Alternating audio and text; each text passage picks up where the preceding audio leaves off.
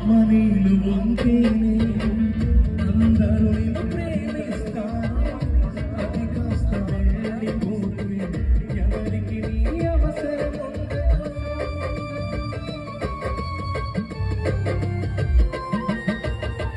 ఆత్మనీలు ఉంటేనే అందరూ నిన్ను ప్రేమిస్తారు.